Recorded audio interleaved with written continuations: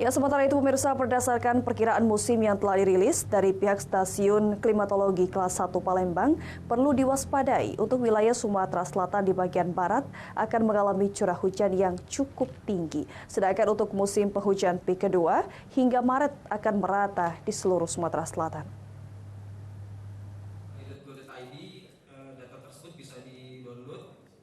Hal ini dijelaskan oleh Nandang Pangaribowo selaku Kasih Data dan Informasi Stasiun Klimatologi Kelas 1 Palembang.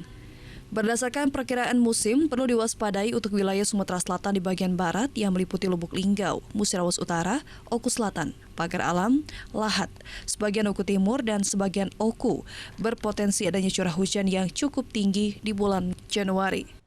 Sedangkan untuk musim penghujan peak kedua hingga Maret akan merata di seluruh Sumatera Selatan.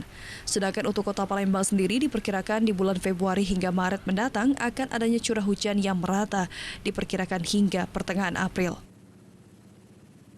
Terpantau di wilayah Sumatera Selatan bagian barat masih cukup tinggi curah hujannya. Untuk masyarakat di wilayah Sumatera Selatan yang berada di Sumatera Selatan bagian barat ada Lubuk Linggau, Musirawas Utara, lalu Oku Selatan, Pagar Alam, Lahat, sebagian Oku Timur, sebagian Oku itu berpotensi masih mendapatkan curah hujan tinggi pada bulan Januari.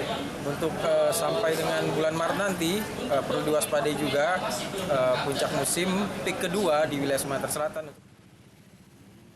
Masyarakat pun diimbau untuk terus waspada dengan kemungkinan-kemungkinan yang diakibatkan oleh curah hujan yang cukup tinggi.